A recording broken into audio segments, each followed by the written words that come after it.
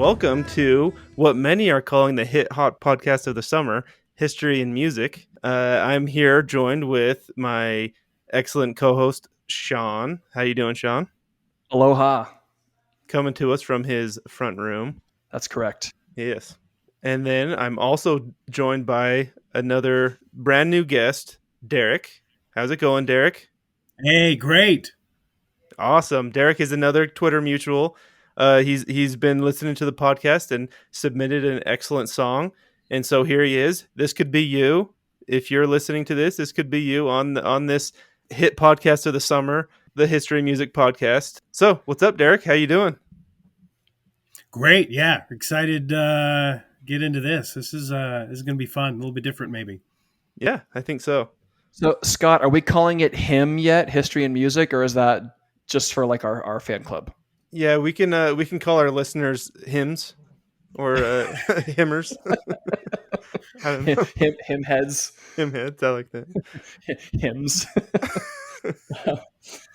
Cool, man. Hey, so Derek, like Scott was saying, we're all Twitter mutuals, and I'm actually in another music chat with you that's not the music discussion chat with Bob Deduck. Oh, even though he's brought up in this episode, we're in a different one. We're actually in the punk rock group chat, I think is what it's called. Right. And I think the idea was to start like a super group, right?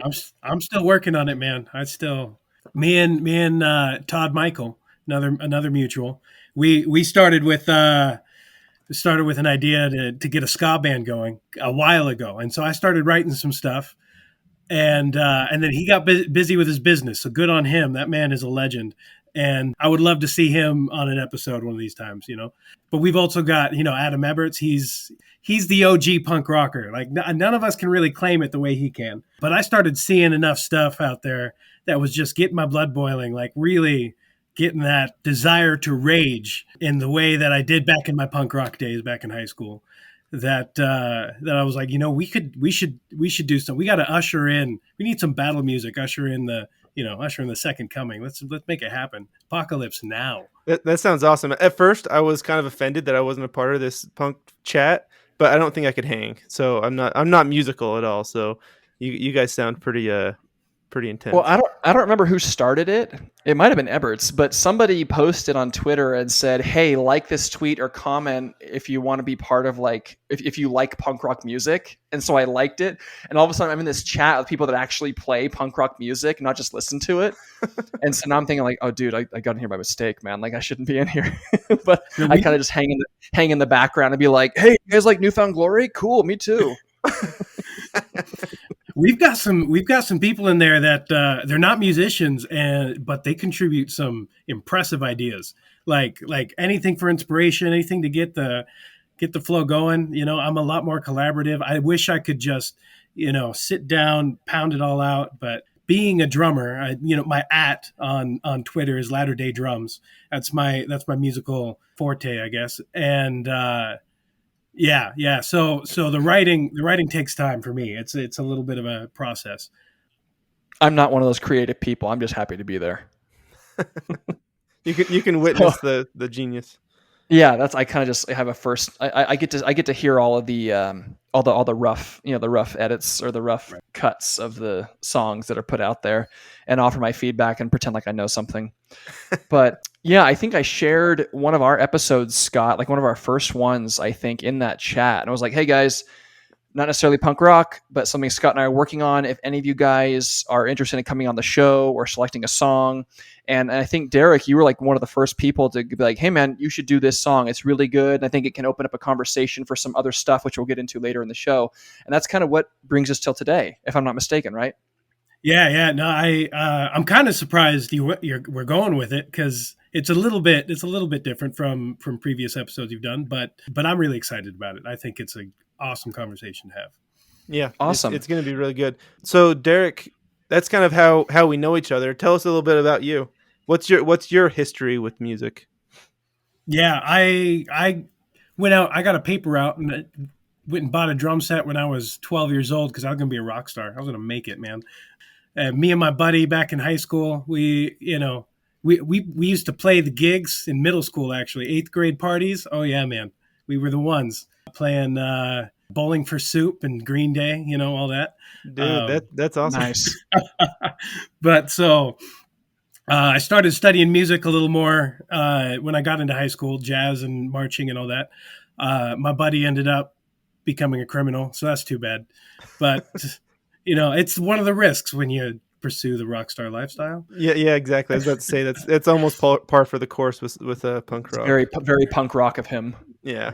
Yeah, I got kicked out of the punk rock band I was in after a month. For being too punk, right?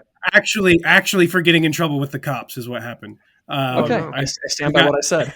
I got in trouble with the cops, and my mom wouldn't let me go anymore. So both being too punk rock and not punk rock enough, Because your mom's. It's like, all right, Mom, if you say so. All right, so we're joined here with Derek, convicted felon, and Mama's boy. You'd be surprised, man. The duality of man. So the last 10 years I've spent actually working in construction, operating equipment, doing concrete, driving truck, all that. And I've had a number of experiences that have kind of led me to move towards something more of what I feel called to. I'm currently a student at BYU, Idaho, studying marriage and family. And a little bit on that, my mom is a therapist who works at a prison. And my dad was an Army chaplain who is currently a congregational minister. So Cool, it's man. a little bit in my blood to be moving in that direction, which it's also kind of funny that Adam is, also a therapist. So, and got the punk rock background. So who knows what that's about? Yeah. You heard it here first. Therapy is punk rock. Yeah. The new punk rock. Therapy is the new black. So, Derek, on like just ballpark, how many other dudes are in your same major in college? I have yet to meet one. The odds are in your favor, man. It's too bad you're already married, right? Dude, so how is it being a minority? Yeah, what's that like? What's it like being a minority? Sitting in the back of the class and just being talked over, and Man. Which is actually kind of the experience, but only because it's a bunch of chatty women talking about relationships, Yep. Yeah. Speaking of things to say that'll get us in trouble. They just need to sit down and listen and hear what you have to say, your contribution. Yeah. Well, cool. So that's kind of your history with music. What's your taste in music? What do you listen to? So it really it depends on a lot of things. I assume like really mellow indie stuff. Is that typically it? So I'm listening. Right. That's it. The ethereal stuff. It's more sounds. Very heady. Right. So it usually depends on what I'm studying, because I have a hard time listening to music for pleasure a lot of times. Like I immediately start trying to analyze it and see what to do with it. And so I've listened to so much Rush, it's not even funny. Like, oh, nice. Like that's probably Neil Peart is the best drummer in the world, just hands down. It's as simple as that. Yeah. Like, but then I'll be wanting to sort of branch out and expand my horizons. And there's this jazz band called Snarky Puppy. They just do amazing things with music. It's one of those, they're breaking the rules and just blowing your mind at the same time. But I also listen to all the normal stuff. I can, turn on the radio, something I can sing along with. My family, we all grew up dancing, so I listen to hip hop and rap for that. Ludacris was the man back in the day, I don't really feel good about turning that on anymore now that I got kids. But yeah, you gotta be careful. Get the Kids Bop version. Yeah, edited version. It's just silent. It's just a beat. Yeah. So, Scott, we haven't done this in a couple episodes, but what are you currently listening to at this stage in your life? Yeah. So yeah, we always mention that chat, and I get new music from there. But oh man, you are putting me on the spot. What am I listening to? Young the Giant. Yeah, I've been listening to them quite a bit lately, which is awesome, by the way. Let's see. I've Taking Back Sunday. So just my normal stuff, I guess, like punk rock stuff. Just the classics. Yeah, but There's some. I don't think you guys know this, but in high school I was really big into Jack Johnson. So I always go back to his stuff. That's why you're so chill. Yeah, no. Everything before. Was it for the seduction? Yeah, nah, kind of. It doesn't really work on my wife, but if it did, but with my wife, I put on Less Than Jake, and she'll be in the mood maybe. But nice. Speaking of ska, she's more into that. Yeah, that's a win. Yeah. It's funny that you guys are starting a ska band because, like, I'm just gonna say a third music chat that I'm in that is I'm not in, by the way. So now we're even, Scott. Yeah, exactly. I kind of became known as a ska guy, and because I kept submitting ska songs. I'm not that into it, but everyone I talk to seems to think I am. But it is awesome. I like that genre. Well, it's because usually like ska dudes are, like, at least back in the day, are only into ska. That's all they listen to. Yeah. So it kind of goes with the territory. So the type of dancing you do when you listen to ska music is called skanking. Did you guys know that? Yeah. Oh, yeah. Oh, trust me, fella. Okay, I figured. Then for the folks at home, all of our listeners, there's a fun fact for you. There's a ska band called Skank and Pickle, so it's right in the name. Heard of them. Yeah, they're pretty good. All right. Yeah, I got to give a shout out. We mentioned punk, and I didn't even mention a punk band. Punk band. I got to give a shout out to International Noise Conspiracy. Adam turned me on to them. I hadn't heard them before. Our punk rock chat, and that's probably some of the best. What phase of punk? Like what kind of music is it? So they're like early 2000s. Okay. And so is it more like pop punk type, or is it like no? It's got more of a Ramones vibe, right? Okay. Not the punk band I was in was a street punk, so more like Rancid type of just screaming and fast and loud. Operation Ivy. Yeah. Oh man, I love Operation Ivy. That was my favorite back in the day. Nice. Cool. Yeah, although most of the stuff Adam's throwing out there is like 90s stuff, like Screeching Weasel, like one of our prior episodes. There's a callback, but that's like most of the music he suggests. Like, hey, this song came out before you guys were born, but it's pretty good. Check it out. Thanks, Adam, Dad. come on the podcast and defend yourself, man. We've given you enough shout outs already. But should we get into the song now? I think so. Let's get into some context for the song. Yeah. So, Derek, the song we heard was Garands, or Garands, depending on how you want to pronounce it, by a band called Young the Giant. What is right before we get to the lyrics, give us like just a brief overview. What is your experience with this song and or with the band? So I have no idea how I came across this band. I think it was on if anyone still uses Pandora, I think it was on a Pandora station. I was throwing together some stuff. I like Muse a lot, just like the power, like when I'm looking for something to get me jacked and motivated. And I think something from them came on, and maybe related to Walk the Moon. You know that, and I guess another sort of poppy indie band. Mm-hmm. And it's all good stuff for dancing with the family, get the kids out there, you know. And I was like tuned into this sound. Like, I don't know what they're doing. I wish I could define it. It's the thing that I haven't been able to like actually grasp how, like, what it is, the quality of the music that they're making here. But I'm into it. And so this song came around, and it just took me right to where, you know, everything I'd studied in. Can't go through an episode without mentioning Dan Carlin, Hardcore History. Mm-hmm. But you know, you go through the World War I episodes, like that arc, and just that feeling of, you know, being in the trenches covered in mud, you know, the fear, the shock, the horror, what your own actions, all of that. And so the more, like, I started learning this song, like I love playing it, and it really, like, as I started thinking about it, it seems like the perfect place for sort of putting yourself into the history in a musical way. It's sort of the same way that Dan Carlin's able to do in his podcast.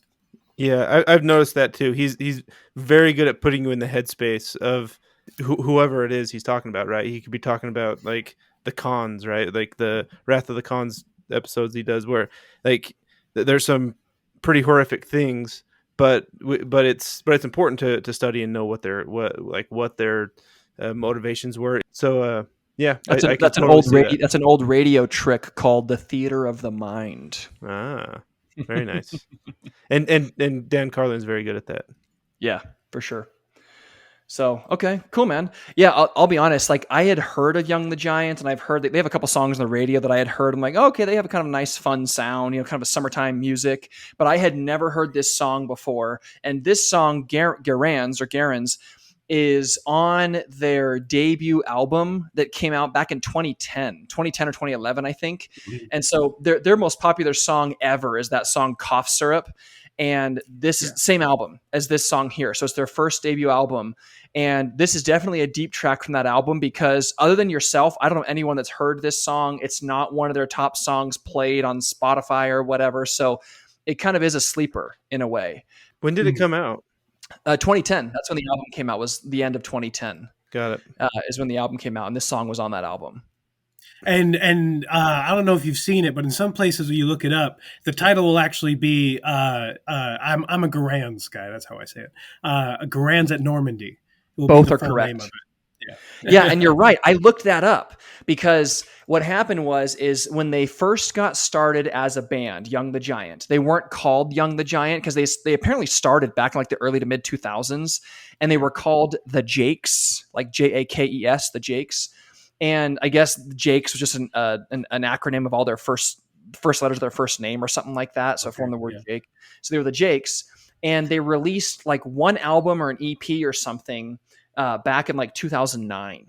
And this song was on that album, but back then it was called Garands at Normandie, and Normandy was spelled the French way, where it ends in IE instead of Y. Now, when they released it again, and they kind of revamped it a little bit and did some new mixing on it and stuff like that for this album, and they dropped the at Normandie, so it's just Garands, but the lyrics are the same between the two versions. Mm-hmm. Well, more or less. They actually added a final like verse/bridge to this new version that wasn't on the original. But we can talk about that later. But anyway, yeah. So you're exactly right. So. Cool, man. So should we get into the lyrics, or what do you think, Scott? Yeah, I think so. So the lyrics on this song, we discussed this before. They don't have a lot of like direct history, like events or application to history. It's more a jumping off point to talk about things. The only mention of a direct history thing is the title, and they got rid of even that in the title. Anyway.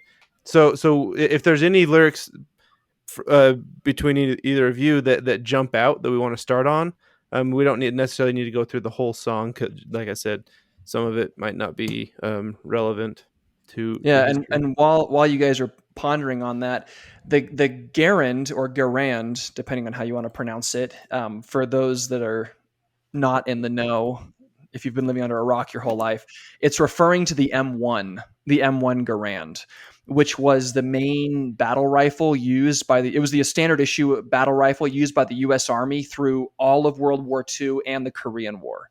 So now this is my interpretation of it. You guys tell me if you disagree, but the fact that this is called Garands means that the soldier talked about in this song is an American. Right, because he's obviously carrying a Garand. I'm assuming, right? I don't know if that's how you guys interpreted it. So this is clearly an American in most likely World War II, and if we're following the history of the song, he's in Normandy, which is northern France. But at the same time, the feeling that the song evokes and the things that the lyrics are talking about can be applied to almost any war, right? To any side of any war. Definitely. Yeah, because I have some thoughts. Can I share them? Go for it. Yeah, unless you want to go, Derek. I don't want to steal your thunder because you're in the hot seat. Okay. Yeah, hit it. So the song's called Garands, as we said, and it's originally called Garands at Normandie. So that means American soldier at Normandy. Now, Americans weren't fighting in Normandy with Garands until Operation Overlord, which is Saving Private Ryan, you know, the D-Day landings in Normandy. That's when Americans were, for the most part, American soldiers were fighting in Normandy. And that happened in the summer of 1944, not the winter. And so it makes me think, this first line here, the first verse says, "Go, bright light, scout the forest through the night, searching for a sign of life. Memories of fears and strife keep his legs from turning blue. Broken bones and muddy shoes, running through the fields I knew, join the ranks of the favored few. What have I become?" And then it starts the chorus. So it's interesting because he's scouting the forest with a Garand. Again, he's an American at Normandy. This is how my brain was interpreting this. Mm-hmm. And it's almost like he's searching for German soldiers. Like I'm assuming, because the Americans were strongly the Germans were strongly defending the Normandy coast at the D-Day landings. We've all seen Saving Private Ryan, so it was a bloodbath because it was so strongly defended. And the actual battle, the Battle of Normandy, lasted, it was like basically all summer. It was like June, July, August, like 3 months. And there was like pockets of German resistance here or there. But it makes me wonder if this is possibly during that time period, or maybe a little bit after, where they're still kind of like on the search for maybe German deserters or little pockets of German resistance here or there. So they're kind of scouting through the forest, trying to find them. And as he's doing this, you know, he's kind of bruised, broken, you know, broken bones, muddy shoes. He's running through these fields. And as he's doing this, his mind is reflecting back on running through fields as a child. That's how I interpreted that first verse there. Did you guys get anything different? Am I totally off base on that? I have some thoughts on it. It to me, it felt like, because I know the rest of the song, it took like a couple listens maybe to form this opinion or this thought, is that it's like it's tearing him down because it's wearing his psyche down, like his physically, to I don't know if prepare is the right word, but like to push him to the events of later in the song type thing. Does that make sense? Yeah. I really, as you're describing those events of being, you know, Normandy scouting out, just being in the fight and being tired of the fight, right? Mm-hmm. And the way you talk about his mind going back to running through fields when he was a kid, that there's so, you know, it really does connect to so many accounts of whether it's shell shock or PTSD, of the effect that violence has on, you know, the one who commits it. For sure. And yeah, join the ranks of the favored few is a line that he says there. And that makes me think he's talking about the Marines. Oh yeah. Now, I don't know if you're a military guy, Derek, or if you're in the military. So if you have like your preferred branch of service, that's fine. But because the Garand was the standard issue for the Army. But when he says, I joined the ranks of the favored few, that in my mind, I was thinking Marines, because that's who came ashore at Normandy. Right. So we're extrapolating a lot of information, you know, a lot of suppositions, I guess, from just the title of the song and what it used to be called and kind of what it's talking about here. But that's kind of where my mind went, is this guy is a Marine carrying a Garand, you know, trudging through the forests of Normandy, hunting for enemy soldiers. And as he's doing this, he's kind of reflecting back on his earlier life and like, okay, what am I doing here? And like, and that battle fatigue is kind of setting on him, you know, sort of against his will, and I guess taking his mind away from the task at hand. Well, and it moves into that, and it's when it moves into the chorus where it really starts bringing home that sense of almost of horror, you could say, when he's asking that question, "What have I become?" And this is. Sorry, I was about to say, just hit us with that chorus. Yeah, go ahead and read it. And so it's real simple. He says, "What have I become before the day is done?" And it then moves into the next verse, saying, "Now that we have got what's left," in that first line of the second verse. And it's the second verse that I really connect. You know, the first verse setting it up, but that second verse really drives it home, I think. Cool, go for it. Go ahead and read it, man. So he says, now that we've got what's left, lost my rights when I was young, taken by the ones I trust.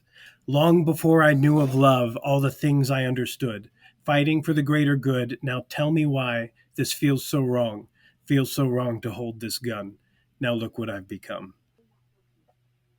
I really hear that sense that, of of the response to a draft, right? The response of being recruited, taken on, having that choice taken away from you, entering into the fight, and what it means to have that taken away from you. The ones, taken by the ones I trust, that being, your government, the pride of your family. You could even connect that to, and this is something that I've been looking at, chaplaincy. My dad's was a chaplain, a retired chaplain, and the thing that you comes up against, and it's something that I think everyone should check out. There's a book by Dr. Edward Tick. The name is escaping me, of course. I have it nearby here. Where War in the Soul. That's the name of it. War in the Soul. And it's the thing that scars a soldier is never what he's seen happen or what's been done to him. It's what he's done. That's the thing he can't live with, and it's repeated over and over again through all of these stories. That it's seeing yourself become the monster that breaks you. Your whole life is built on this foundation of everyone, in some way trying to prove they're a good person, right? And so we all have our justifications for that. We all have our moral structure, our framework for that. But then war happens, and you have to fight it, or be a coward, and that's also something one might have to live with. And but it's once that settles in, once the fighting dies down just enough, right? They're walking through the fields. He's on the search, and realizing, as he describes in the song, we were fighting for the greater good. This was everything I thought I understood. This was everything I thought I knew. But it is so wrong to be here doing this, looking to take more life.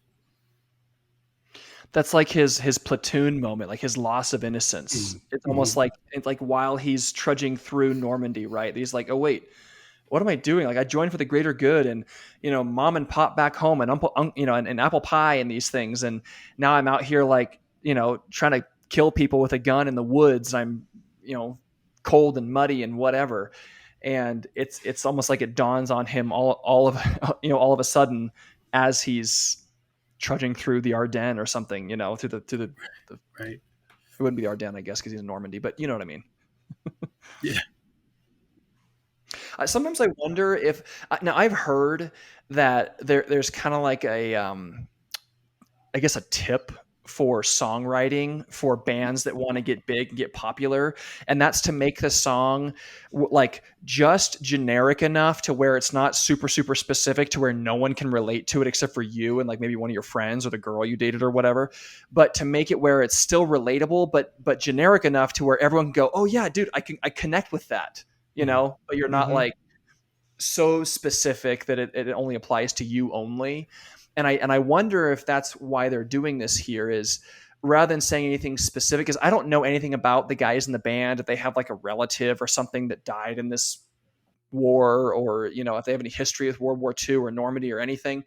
But it's almost like they're doing this on purpose. And the idea is like, well, our song is set as a, in theory, an American soldier in Normandy, but it really, like Scott said earlier, it's everyman. It's, all of us. All of us are this guy at some point, or all soldiers are this guy at some point. Yeah. Yeah. And your kind of description of the more vague lyrics, I think it's definitely an artistic decision. It's almost more like an impressionist painting where it's like, if you squint, you can see it type thing. It's not hard lines like that's a nose type thing. It's more vague, right? So you take a step back and kind of more take in the feeling of it, and in that way it does apply to many things.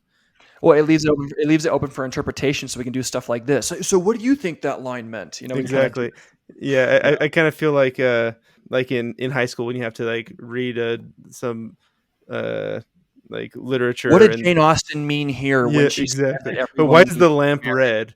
Yeah, Like, you have to I think about why don't the know. lamp's red, and then someone interviews the author, and like it just needed to be a color. I don't know. Yeah. Bigger question is, why am I reading Jane Austen? But that's for a different question. Yeah. Anyway, Well, on that invitation, let me offer another interpretation that I connect to pretty strongly with this song, because now you have to disregard the title for this interpretation. But when considering just like the horror of the atrocity of war, and then the soldier that is having to contemplate what he's become. Um, my personal interest in history is more of a humanistic one, and specifically with the atrocities, with those limit situations, and so applying the lyrics of this song to say guards of concentration camps, or medical students in Unit 731 Japan. Are we familiar with that event? The Rape of Nanking. It's related, but it's something that actually wasn't committed by the military. The Japanese medical system decided that they would use Chinese prisoners, and they got a few Russians and Americans as well, as medical experimentation. They did this in mainland China, set up a camp there. And how graphic do we want to get? Do we want to? Trigger warning. All right, go ahead. All right. So some of the things they would do included vivisections, in which they would dissect someone while they were alive. After infecting them with different diseases, including the bubonic plague, they would leave them with rats to see the effects of on the body over time. They would leave them exposed to the cold, and to see the effects of frostbite. Test all these different things. And one of the things that they did to dehumanize their subjects they would refer to them as logs. wow. And every medical student during World War II in Japan was required to go through this program.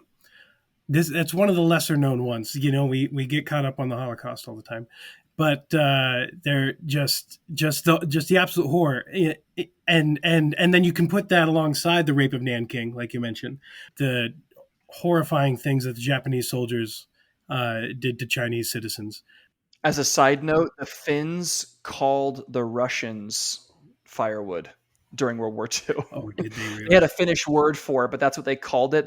The idea was, I forget, Lotti or something like that, but it basically is you chop up the Russian units that are invading Finland into small, manageable bits and stack them like firewood. That was kind of like the Finnish word for Russian soldiers in World War II. Oh, Wow. Yeah, not nearly as atrocious, obviously, but That's pretty bad. This is all kind of reminding me a bit of the Mozote episode. El Mozote, yeah, callback. Yeah. Yep. Yeah, but so what is fascinating to me is the process of someone going from someone like me or you entering in this extreme situation, and then with their own hands, with their own volition, committing these horrific atrocities. And the specific instance that comes to mind with this song is actually related to the book Ordinary Men by Christopher Browning, if you're familiar with that. And in the book, he essentially what happens, the author came across these interviews, 125 interviews of Police Reserve Battalion 101 that were all too old for military service. And so they were recruited into the order police, Ordnungspolizei, and were essentially sort of, meant to keep order. And all of these middle-aged, the average age was around 40. They were in their late 30s mostly, and they all ended up being sent to Poland, and all had families, all had careers, all grew up before the Second World War. Some of them may have been World War I veterans, but certainly not raised and propagandized Hitler Germany, right? And they went on to commit some of the worst atrocities of the Second World War, and exterminations of entire, Jewish neighborhoods. And a lot of what they did was overseeing the transport on the train, so loading them onto the trains and transporting them and offloading, taking care of whatever happened to them while they were on the train, making sure if anyone tried to get away to keep them from doing that. And they came from the most normal circumstances. Everything about them. They had a wife and kids at home. They had a shop. They got drafted into this, and normally they were just businessmen that and there were some of them. Interestingly, the very first, it's July 1942, and the final solution had just gotten kicked off, and it started around March. The way they put it, about 20% of all the deaths that occurred had already been committed by March of 1942. And within the next 11 months, almost 80% would be done, would be completed. And so this reserve battalion, they're of just policemen, of ordinary guys. They're sent up to Poland, and on their first, they go into a lot of detail on the first time they committed a massacre. They're lined up, and their leader, who's really the only party guy in this entire battalion. The thing that's interesting about him is it's not like they're all raving Nazis. Really, it's just the major. I've got his name here. Trap, like the Von Traps. That's how you remember that. Major Trap. But not one of the Von Traps, though, because he was a soldier as well. But not him. Right. Not Georg from Sound of Music. He would never. Yeah. He was against the Nazis. That's actually central to the end of the movie. Not that guy. Different Trap. Yeah. He was the guy who was really pushing like the racist propaganda of Nazi Germany, the sort of that hatred for Jews. Yes. So he was more bought in and kind of pushing his soldiers to and you can see actually in the way in the interviews and the way he writes that it was for career purposes. You don't see any motivation in him out of outright hatred, but you do see a lot of ambition for promotion. And so he touts the party line and he pushes everyone to do things that they might not want to. But so he lines up his battalion. They get to Poland in July 1942. Lines them up and he tells them, "We are going to be rounding up all the Jews in this neighborhood, and if they resist, then you will kill them, and we'll be shipping them off, women, children, all of them."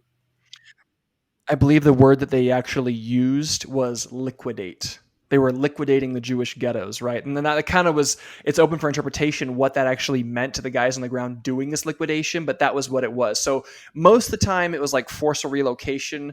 A lot of the time it was setting them on trains to, well, we know where now, right. But Anyway, it's interesting that word evokes something when you think of it literally. Yeah, exactly. And what I find interesting about this, Derek, is, and you brought this Ordinary Men book up. I had never heard of this author. I vaguely heard the book before. I have not read it, so I'm glad that you have. But after you mentioned it before the show, I did some kind of, we here at the podcast, we kind of pride ourselves on doing some research before. So, I did a little bit of Googling, and the police battalion was just that. They weren't actually soldiers. They were literally policemen that were kind of like sort of lumped in with the SS and other guys. And they were sent to this German occupied Poland with, as I understand it, kind of vague orders of, hey, keep order. You're the order police. So keep order, keep the Polish Jews in line, keep them in the ghettos. And then when the time came, liquidate them. And it was sort of not really told from the higher ups what that actually meant. But sometimes the guys in the ground, like this Trap guy, sort of took things literally, or maybe just took a little too far. But in his mind, he's not doing this for hatred of the Jews. He's like, well, this is what corporate wants, so we're going to do what corporate wants. We're going to go ahead and do the it. classic, just following orders type thing. Yeah. Right, exactly. Which we learned after this war doesn't work. Well, I they'll still hold you accountable. Right, and I'd like to touch on that when we get there. That Nuremberg defense. I didn't mean to divert your spiel there. Go ahead.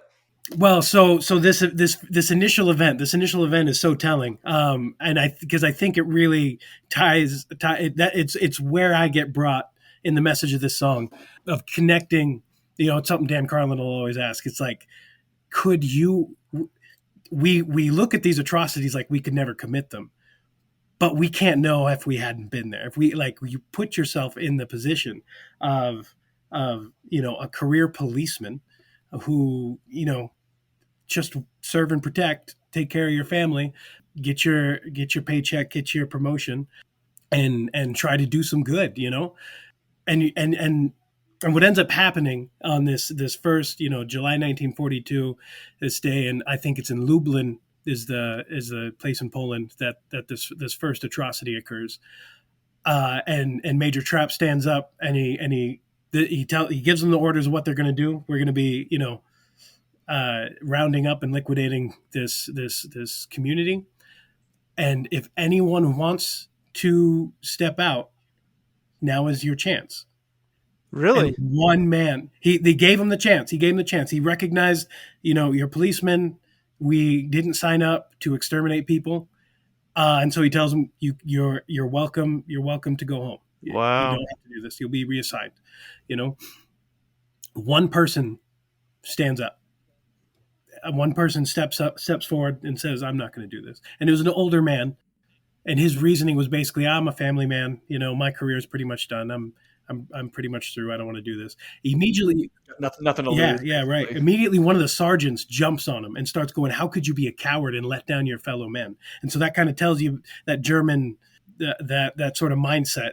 If the sergeant, felt justified in berating him in that way after he was given that offer from the major, what do you think the guy next to him was thinking? Okay, and so it wasn't as generous of an offer as maybe you'd think. It was very much like you have the option, but don't choose that option, basically. Right. Culturally, you'd think this is when Major Trapp busts him down, tells his sergeant step back and run, and basically comes to his defense and says, no, if he doesn't want to do it, he does not have to do it. He will not make anyone do this. And apparently this happened several times to this battalion. Like there was other times where they're going to go liquidate some Jews, and the guy goes, hey, if anyone wants to do this, don't do it. And there were other times where other men stood up, but it was never more than like 50, right? And for a little bit of context, I'll get back to you in a second, Derek, but for a little bit of context, supposedly there were 17 police battalions just like this. This is just one we're talking about, but there's actually 17 of them that were sent to German-occupied Poland after the German invasion to basically do these kinds of things. But Battalion 101 is the most notorious because of what Derek's getting to here. And Battalion 101, as I understand it, only had about 500 men. Right. So just a little bit of context on what we're talking about here. So Battalion 101, 500 men. It's one of 17 or so battalions that were in German-occupied Poland at the time. And the reason why Battalion 101 is unique, and a lot of these battalions, is because these were men that were too old to be drafted into the German army. And because the German army wasn't that desperate at this time. They later became very desperate and drafted everybody. But at this time, they were still taking the young men, the guys that were like healthy and everything. So these were all guys that were older, maybe they had some battle wounds from the First World War, whatever it was. And they were sort of kind of drafted or signed up to be in this like reserve police force, kind of lumped in with the army to go keep, quote unquote, keep order in Poland. And then all these things happen because you have a few Nazi leaders in key positions over these battalions. Yeah, right. So keep going, man. Sorry, I haven't read the book. I read about this battalion afterwards, but I have not actually read the book, and you have. So keep going. Well, so once Major Trapp comes to the defense of the one conscientious objector, 12 others, seeing that it would be safe for them to step forward, 12 others then step forward, and so they're allowed to leave. Now, this is 12 out of 500. It's not great numbers when you have a bunch of middle-aged, you know, family guy, you know, policemen being told that your job is to pull the trigger on women and children. But there was an opportunity, and I wonder if that even condemns them further, right?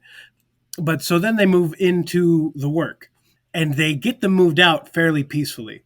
There's not a lot of death in that process, and so things seem to be going normally. But then the orders come that they need to be exterminated, and like you said, liquidated. And something interesting that they find in these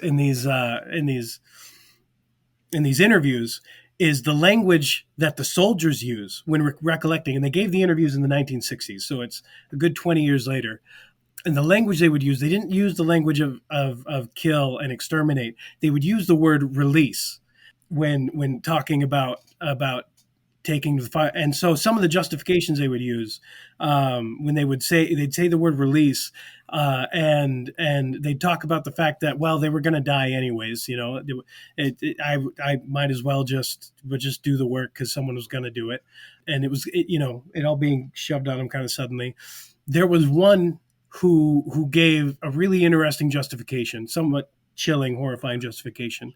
He said that he chose to only aim at the children, and his reason for that was that the children's parents were being killed. Another child would have to be in the world without their mother, and so he didn't want to outright kill them, but he could offer some mercy in the child not being in the world without their mother anymore, and so he would fire on them that way. Dang, that is dark. It then goes on to describe the fact that that word release, to release these children, release the Jews that were rounded up. It's the same word in German as to save or to redeem. I had the word, I lost it now. I lived in Germany for 2 years and could speak it then. I'm pretty much useless anymore, but. Did you serve a mission in Germany? Sort of. That's when I actually came back to my faith, was in Germany. Oh, so okay. Yeah, awesome. You said 2 years. It ended up lining up. I did a lot of work with the missionaries at the time, so nice. So there was a little bit of a mercy in there for what I had chosen. That's sweet. Yeah. Well, so what's crazy about this is these guys, they did receive training. So it wasn't like they just got put in the police force and sent to Poland. As I understand, they actually did have some training. They did have sort of a military structure of sorts. But the whole reason you brought this up, Derek, is because these are literally ordinary men who are all of a sudden put in extraordinary circumstances and are doing horrific things. And the whole idea is like, well, how do we get from point A to point B? These ordinary men, these guys weren't trained killers. They weren't Nazi hardliners. So how do we get there? I think it comes down to there's the line in the song that taken by the ones I trust. It's the ones they trusted was their government, their military leaders, this type of thing, and it seems like very calculated, like the way who they chose, at what point in their life they chose them, and then how they built up, kind of like that first verse of the song, built up their experience to a point where they felt like they couldn't turn back, and then like you said, Derek, they all of a sudden just like gave these orders. It didn't give them much time to think about it. Gave them an option to back out, but it was all happening so fast, type thing. And so it seemed like it was very much like a calculated way to manipulate them into performing these acts, right? Right. He goes on to analyze the major pieces of what actually could have justified or motivated the individuals that committed these atrocities, and a few of the details. The fact that you're in war, and then identify an enemy within the war. You're not having a war without an identified enemy. So the fact that placeholder could be filled with Jew, I don't know that it was necessarily that different than the Japanese fighting the Chinese, or what they did over on that side. Now the thing that when we talk about the Nuremberg trials, we talk about that respect for authority, that I was just following orders. We come up against that there's that ruling that's not a good enough reason. Just following orders is not a good enough reason. But the 2 years I spent in Germany, actually, in 60 years after the Second World War, with a much more liberal populace, I'll tell you what I saw, what I experienced in German culture, is that you do just follow orders. Like there really is a Ordnung, alles muss richtig sein, set everything in order, and that's quite simply what's expected. And so, and it's reflected in like their engineering, like they're known for that, right? They're really precise, like things were made a certain way. You can be trust that is made a certain way. So I know that interface works. I can move on. I think anyway, that's reflected there. A very martial Exactly. culture, or militarist, depending on how you want to define it. Yeah, absolutely. And I was actually, that was probably the hardest part for me, being sort of a free-spirited American when we were living there, was I'd pull up. It's a silly story, but it really kind of captures it. Pull up to a red light in the middle of a farmland. There's and in Germany there's stoplights everywhere. 100 Meter Ampel. That's what we always said. And you can see for miles, both directions, every direction. There's no cars, lights red. Another guy pulls up right next to me. So we're both going the same direction. And I'm looking and I'm like, you know what? Whatever. And I run the red because I don't care. I have somewhere to be. Because you're an American. That's your right as an American, man. I don't understand how this is even a thing. But I get to the next red light, and now we're actually in town, and there's cars. So, like, okay, I can see the cars. The guy pulls up next to me, looks right at me through his window, right into my window, and he's making eye contact with me, and he's like really serious. And I look back at him like, what's your deal, man? And he looks at me and he's shaking his head like, we don't do that here. You don't do that. I'm like, okay, fella. Yeah, homie just turned you over to the SS, bro. Right. Sorry. It's like, one of those. That was very punk rock of you. Yeah. I mean, to some extent, there is value in that, especially if you're trying to build like a military culture and have like a cohesive military unit that follows orders. There is a benefit to that kind of thinking, but it's foreign to us because, we're Americans and like we're literally just made from freedom. You know Right. I mean? Right. I bleed it, man. And so, yeah, I don't have DNA. I have USA. that's right. Yeah. So one thing I was going back a little bit to what you were talking about with the ordinary men. When I was researching this, I had my assistant research this for me and kind of pull it up, and I didn't know this, but the majority of the reason why we have a Holocaust, at least the way we understand it, is because of this Battalion 101 and other units like it. It wasn't like an all German army just massacring people. It was special units like this that were not normal military units. This wasn't like just German army guys. It was like this reserve battalion with the police or these SS, like special forces kind of guys. It was always somebody, it wasn't just your rank and file. And what I learned is that in addition to this Battalion 101 that was massacring all these Polish Jews, they were assisted by people that are known as the Holocaust executioners. They're called Tronikis. I don't know if you guys have heard this before. I never heard this in my life. I didn't learn this in school. But they're called Tronikis, and they were the official executioners of the Holocaust. And what they consisted of were men from like Eastern Europe. Basically, once Germany had conquered all these lands and gotten into Eastern Europe and parts of Russia, they would have collaborators. They'd have Russians, Ukrainians, Serbians, whatever, that would join their cause. Be like, hey, man, I always liked the Nazis. I was kind of just pretending to be a communist. I actually always liked the Nazis. You guys are number one. And so they would join the sort of the Nazi cause. And the Germans started forming units of these collaborators from Eastern Europe. And the term was Troniki or Troniki men. I think they called them Troniki men. And they were all these Eastern Europeans. They weren't even German, that just basically went out and started massacring Jews.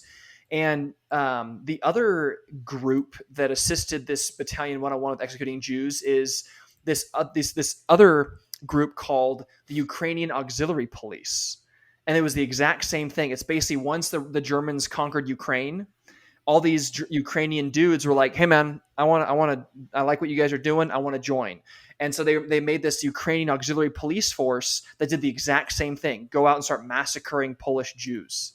And I had never heard that in my life. I was always under the impression it was like every German hated the Jews 100%. They were all dedicated to Hitler. They would die for Hitler. They was sort of this fanaticism, and that every single Jew, or excuse me, every single German would kill a Jew on sight. That's kind of what I was led to believe. And I'm like, well, it seems like there was a lot more nuance to it. And there was more like these special groups of, a lot of times, non-Germans that were doing these things, these atrocities, which is really interesting. I shouldn't say interesting. It's really kind of just, I don't know.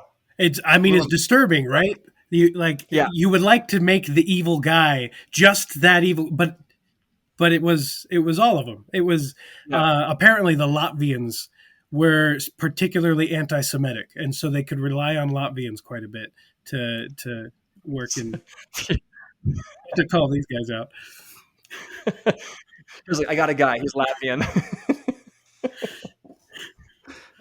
Well, these kind of conversations are really interesting, and they're kind of taboo, and it's too bad because these are the facts of the case, right? Like these are what happened, and even discussing it can, I guess, land you in hot water. But it's like this is what happened, and I think it should be discussed. If you don't want history to repeat itself, it needs to be known. And so, like, I think it's important, and I'm really glad, Derek, you brought this song to the podcast because of that. It needs to be known because these guys were put in this situation, and I think all of us need to be prepared to some extent. What if I was in that position? What would I do? And there's no way to prepare for it without thinking through it and knowing about it and mulling it over. Obviously, nothing will prepare you for it, but it's easy to say, nope, I just wouldn't do it. I would die before I did that. But I mean, would you? Well, that's just it, is you can't prepare for this. Until you're in this situation, you can't prepare for it, ever.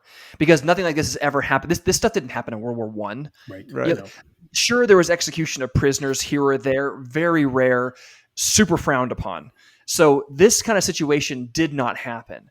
And so it's not, a lot of people like to think like, well, I would have just opposed Hitler. It's like, okay. I mean, we all like to think that. It's a nice thought to sit back in our comfy, 21st century, mindset with 2020, retro, perspective on the past.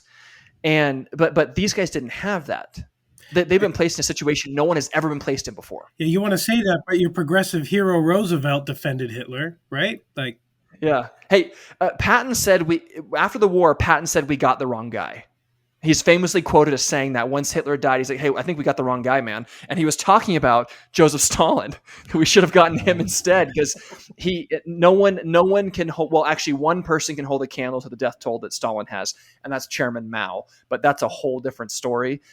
Well, and the thing that I think is the common thread, we go back to that Nuremberg trial, the following orders, that that culture of just doing what you're told, is between the Soviets, between the Nazis, between the Maoists, the Japanese, all of these horrific atrocities that were within the last 100 years. Like, that's a lifetime. These people are still alive. These people are alive. Exactly. Like, that's us. Yes, exactly. That's our family. Like, that's, their names. You have turkey dinner with them, right? Among all of them, the common thread is that they there's a bunch of ways to say it, but they outsourced their thinking. They didn't evaluate any of it for themselves. They simply accepted what they were told because it was easier, because it's what they wanted to do, because because it felt like the right thing to do. You've got, your ethic of community. You're going to link up with the person next to you. You're going to link up with your cause, with your group against the other group. And I would like to think that at least maybe for the Americans, we have such an individualistic streak that maybe we wouldn't. But we also have the My Lai massacre on our hands, and which we talked about in the last episode. Callback. Nice. Which was another case of just following orders, of outsourcing your thinking. But it gets so much easier to do in these limit situations with the extremity of war, with the extremity of threat of an enemy. And so it seems to me that the answer, not to get preachy or political, is actually being serious, like really seriously taking a look at what war means and what it means to support or oppose it. We are currently living in an age of Russia versus Ukraine, and the whole world thinks we need to be supporting one side or the other, pouring more stuff into it, saying that one side's good, one side's bad, and we're sitting on the edge of if it's not another 20-year long Afghanistan, I wouldn't be too surprised if it ends up how likely the serious threat of escalation of the worst weapons history has ever seen ends up becoming. There's your black pill for the day. Well, and so to kind of sum this up, we've been talking for about an hour now, but these guys in the Battalion 101, later in life, people did track them down because there were still quite a few left. And one guy actually was tried and executed for his role in these killings of the Jews. That was Major Trapp. Yeah, so he was actually, so he kind of got his, but there was a handful of other guys that, like in the 60s, like basically around the time that these interviews are happening, and it makes you wonder if these guys were found because of these interviews. But a couple of them actually did serve prison terms, like several years in jail because of this.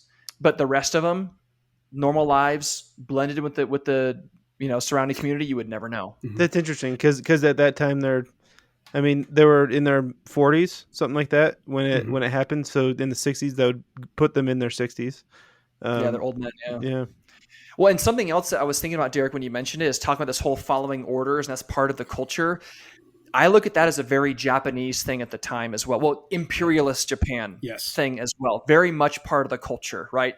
But they were a lot more fanatical about it. If you listen to Dan Carlin's Supernova in the East, very much so. Like what people think the Nazis were, the imperialist Japanese kind of actually were. And the quote that he uses is, the Japanese are like everybody else, only more so. Yeah. And the idea is like they're just so intense about everything. And so that was the kind of the whole thing is when it came to following orders, like you followed your orders, and if you didn't, you were executed, and if you were lucky, you'd be allowed to execute yourself, for doing that. And that was kind of sort of like the Japanese psyche at the time, right? But the Germans had that, but the Japanese seem to have it even more. Yeah, the Japanese were in love with it. Like there's a quote from one of the leaders saying how romantic it would be to have the entire Japanese race exterminated while defending their homes tooth and nail to the very last man. The motto at the time was 200 million souls for the emperor. That was the entire population of Japan at the time. Yeah. And that was like taught in grade school to kids. Like, hey guys, 200 million souls for the emperor. When the American devils come, you need to be ready to lay down your life for the emperor right now. No question. Which it boggles the mind as an American, but to them, it's like that was the culture of the world. They knew no different. They didn't know any different. To them, the emperor was a god. Right. And it was the resurgence of Bushido, right? Like all of their you take the classic heroes and then tell everyone they can be like that, Yeah. Harikiri and all that. Yeah. Exactly. Yeah. So the one thing, I have a couple of parting thoughts, if that's okay. I always have thoughts, but just to finish up the song. So to kind of pick up where you left off, Derek. So the last, there's only 2 verses in this song. There's 2 verses. The chorus is repeated twice, and then they have like a bridge at the end. And so it says, I understood all the things I understood, fighting for the greater good. Now tell me why this feels so wrong. feels so wrong to hold this gun. Now look what I've become. And then it says the chorus again, and the chorus is slightly different. It says, become before the day is done, now that we have won. Mm-hmm. Earlier it says, now that we have all that's left. Now it's now that we have won. So I guess it's the end of the war now, maybe. And then back when they were called the Jakes and they released this song on their first album, and it was called Garands at Normandie, the song ended there. It just had like an outro and that was it. But when they added it to their new album as Young the Giant and called it just Garands, they added this bridge here. And I wanted to see if you guys have any idea what it means, because I have no clue. But I want to see if you think there's any how this adds to the song. But it says, the cold wind, you notice the sky. It blows in to show us the sign. It falls down before us. It lies. The cold wind, you notice my eyes. And then he kind of goes on saying, yeah, and a couple of O's in there and stuff. But that's the last line. Some people theorize that means the guy deserted. That last line means the guy deserted because of what he's become and doesn't want to do this anymore. I don't interpret it that way, but I'm curious if you guys have any thoughts on that. I don't think he deserted, because they had won in the previous verse, or in the previous chorus. It says, now that we have won. It seems like to me, like the cold wind is like the cold light of day. Now everything is exposed type of thing. But yeah, this is where more of like the interpretation, the impressionist thing, where you can make it, you can mean whatever you want it to mean. Generic on purpose. Mm-hmm. Yeah. There were so before the end of the first day of the Lublin massacres that the 101st Battalion committed, there were about 100 soldiers or police, not even soldiers, the policemen who stopped, who quit and couldn't go on. They engaged, and then realized they couldn't do it. And there were a few that gave reasons, like one said, well, I'm a friend of the Jews. And it was interesting to hear someone say, I'm the friend of the Jews. You'd think he'd be mauled alive by, the anti-Semitism of the Nazis, but he was left alone. But everyone that stopped referenced this feeling, this feeling of revulsion. That was the word. They referenced this feeling of revulsion to what they were doing. And it's the only recognition of humanity that they really express. And that's kind of what that points me to, that last stanza. It reminds me of was it World War I's Christmas Day, where each side, the Christmas Day truce, where each side sort of recognizes the humanity in their enemy. But only the Germans and the Brits. Right. The French didn't really get involved because they were still pissed at the Germans. Right. I shouldn't laugh. It's a terrible war and it's very depressing. But it's famously mostly Germans and Brits that participated in that. The French to some degree, but it was mostly just those two sides because they kind of looked at it as like a brother war almost.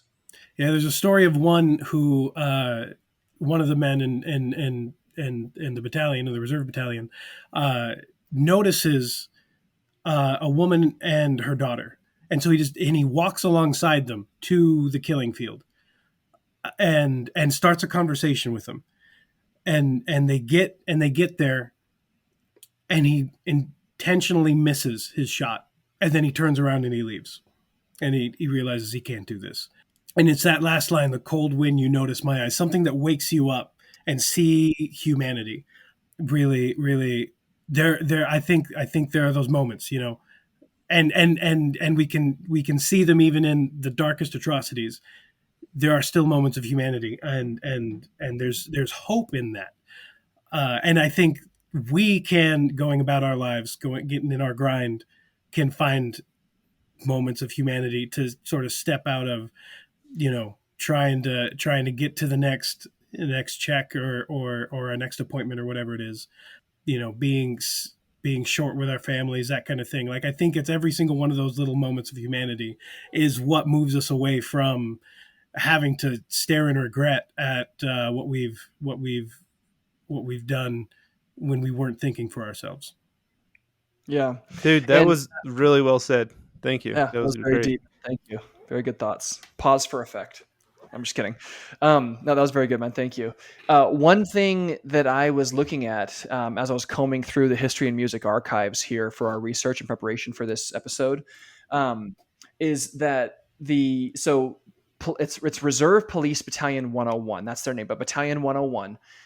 They have documented basically 14 different occurrences where they liquidated these Jewish groups. And most of the time it was like 1,000, 1,500, a couple hundred here or there. It wasn't like massive numbers. I mean, they're large and it's horrific. Don't get me wrong, but it wasn't like tens of thousands. It was always a couple hundred, 1,500 in one day, or 2 days. And it didn't start until 42. And they were only doing this from 42 to 43. So only a year, maybe a year and a half from 42 to 43, but in 14 different basic killings, if you will, incidents. They estimate that these guys executed 83,000 Jews total, the whole unit, 83,000. Mostly shooting, some like in like the trains, take them to the gas chambers and things like that. But most of them was shooting. But 83,000 is the estimate that this one unit killed in just a year to a year and a half. These 500 men. That's a lot. Holy cow. Right. Yeah. What is that? What is that per dude? If there's 500 guys, 83,000, I'm not going to do the math, but just think about that for a second. In 1 year, each one of those guys killed on average how many people? You know what I mean? So that's crazy. So can I share my schizo interpretation of the song with you as a parting thought? Go for it. Yeah. Okay. So I'll be honest, I'm not a huge fan of Young the Giant. Like, I've heard their songs on the radio, and it's funny because you were calling them earlier before we recorded, and I think you mentioned on the show, Derek, you said they were kind of an indie band. And when I grew up, I'm kind of old, but when I grew up, indie meant like underground, like people hadn't heard of them. Young the Giants got like 270 million listens for like their popular song on Spotify just for Cough Syrup alone. And like, I'm like, those guys are pretty mainstream. But the band themselves, they're a little bit unique. They're from Southern California, like the San Diego area, which is not unique. But the singer is actually Indian. He's East Indian. His name is Samir Gadia. And I think he's from California, but his family is East Indian. And one of the other guys in the band was also East Indian, but he later quit. And so now the band now consists of this East Indian guy, a Persian guy, shout out Nim, and then like 2 or 3 other white guys. I think a French guy is in there. And so it's interesting because the singer and the guy that writes all the songs is this guy Samir, who is East Indian. And it's just interesting that why would an East Indian guy grow up in Southern California write a song like this? That's kind of what my thinking was at first. Why would a mainstream pop rock band from Southern California headed by an Indian dude write a song like this? And I'm thinking like, well, what was India doing in World War II? Well, they were part of the German or the English Empire.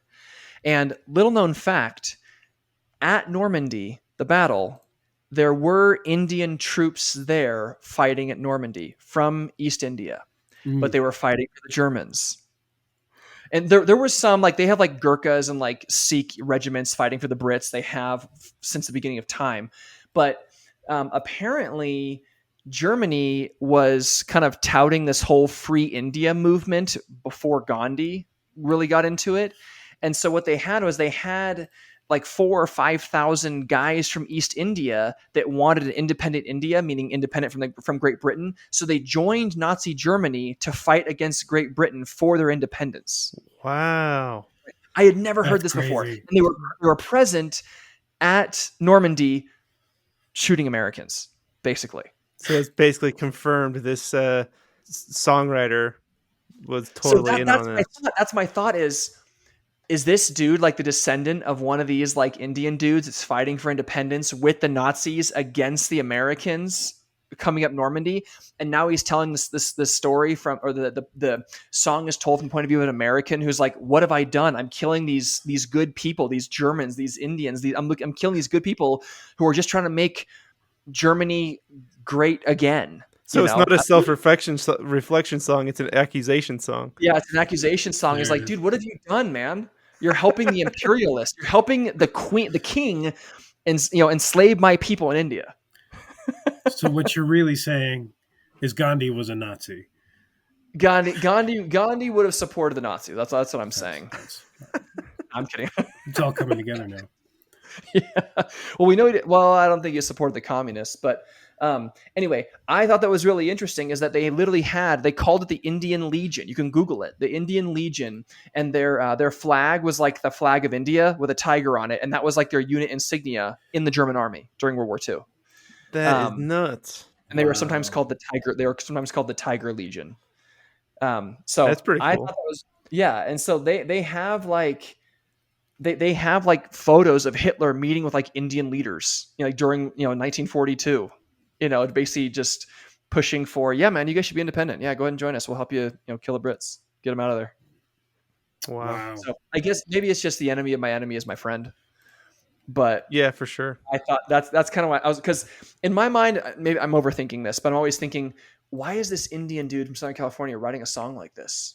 Like maybe he's like this really complex character and he's like super smart and everything. But from what I read about the guy, he like got his degree in music, from like some Southern California university and dropped out of college to start a band.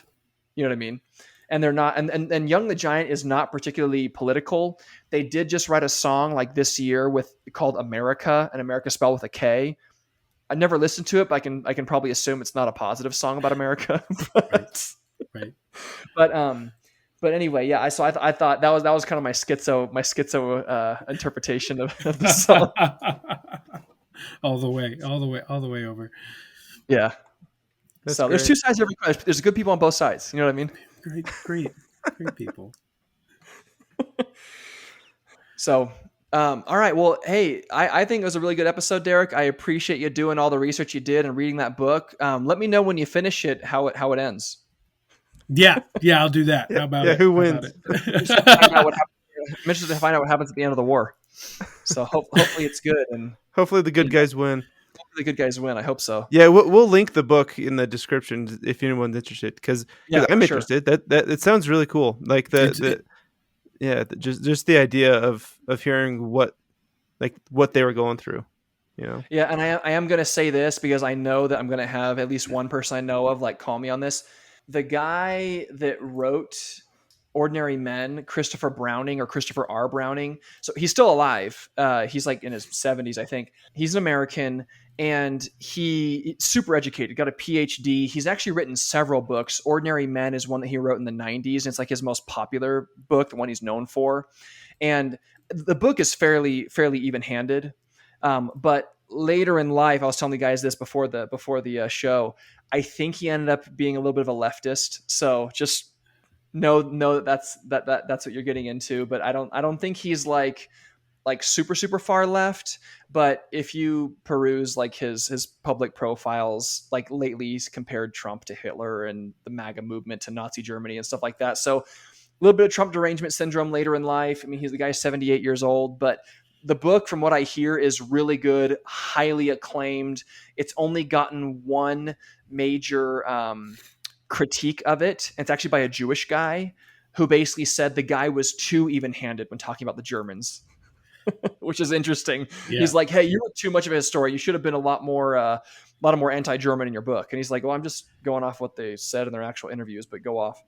So, but then the Jewish guy, Tim, actually wrote another book that's supposed to counter Christopher Browning's book. And the Jewish guy's book got just totally ripped apart because it was so badly done. Oh, no. So anyway. But he starts the book off in the preface. He's like, all I have are the firsthand accounts given 20 years later, which is not great for me as a historian, but it's what I have to work with, and I can't not tell the story. Right. Well, because what's going to happen is these guys are going to color it based on them already losing the war, learning that Nazism and anti-Semitism is bad, and all that. So that's going to color some of what they said. You're not getting these guys interviewed just after they massacred these Jews. You're getting them later in life, after they had time to reflect on this, after their country has been beaten to a pulp. Everyone's been put in prison that had anything to do with it. Well, right. And you think about the motivation behind agreeing to be interviewed with this. You'd think that after 20 years it would be, I want to clear my name type thing, right? Yeah. Anyway, but yeah, well, so I think we're good to end it there. So Derek, thanks, man. good song and great conversation. Before we let you go, where can the folks at home like connect with you, find you? Is there anything you'd like to plug on the show? Well, so I'm on Twitter. That's basically it right now. I got some things I'm working on, but it's it's at Latter Day Drums, and I'm mostly just Mormon posting there. That's pretty much what I'm Latter Day using Saint for. posting. Yeah, right. Oh, my bad. Whoops. No, you're good. Dude, it's in your at, bro. Yeah. You said it correctly in your ad. So cool. All right. So we should definitely listen for maybe some new tracks coming out soon. Is that what I'm hearing? That's I don't know about soon, Maybe. but I'm not gonna stop working on them. That's for sure. Well, we're definitely going to bully you until they're done for sure. Yes. So Let's do that. And then I you'll can come do on that. the podcast again to promote it. There we'll go. talk about your song, Yeah, bro. Ooh, Meta. I'll get on that. dude. Write So, a cool based historical song, and you're on, bro. Yeah, dude, we'll get you on. We'll get you on here and be like, hey, so tell us what every part of this song means, and then we don't have to interpret it. Why is the lamp red? Yeah. Is that a real line? Where'd you get? No, I don't know. It just came in my head. Oh, you just made that up. It's like, is that a Schindler's List reference? I don't know. Speaking of Holocaust, but awesome. Well, thanks, guys. I really enjoyed the conversation. Derek, thanks for coming on, man. That was awesome. Any parting thoughts from Derek? Scott, any parting thoughts? No, man, I appreciate it. This was awesome. Yeah, I hope if anyone listening to this, it gives them something to think about, kind of examine, and I always find these moments make me review and want to just live my life a little better. So Yeah, and my parting thoughts is kind of disclaimer, I suppose. Like, we don't support what the Germans did, but or what the Nazis did. We do want to analyze and should analyze the individuals that did do it, because it can only help to know. And I've said this before. This is something that one of my history professors told me in college, who was actually also my bishop at church. But he told me that, and I think I've shared this with you before, Scott, in a prior episode, but he talked about how he would show his kids. His kids were like teenagers, like early young teenagers, and he would show them like some R-rated movies that were historical, like Braveheart or Saving Private Ryan, something like that. And his reasoning for it is and this is the reason I'm sharing the story, history is rated R. Sometimes rated more than R, but history is rated R. And you can't be afraid to look at these things to learn from them. amen to that. That's my parting thought. All right. And then I guess to actually end, because we're kind of doing the Lord of the Rings ending, keep ending over and over. But, Sam just got married, fade to white. Okay, go ahead. No, you can follow Sean at hashtag HeyBro. And with underscores between each word, underscore, yes. And I'm at .gif. And hit us up on Twitter for any suggestions. If you want to be on the podcast, hit us up. We have a email address. Look in the description. I can't remember it, the exact address, but look in the description. historyinmusicpodcast at Gmail, I believe. There you go. That's it. Hit us up either there, on Twitter. If you see me walking on the street, hit me up. Anything. And with that, we're out. Here's the song.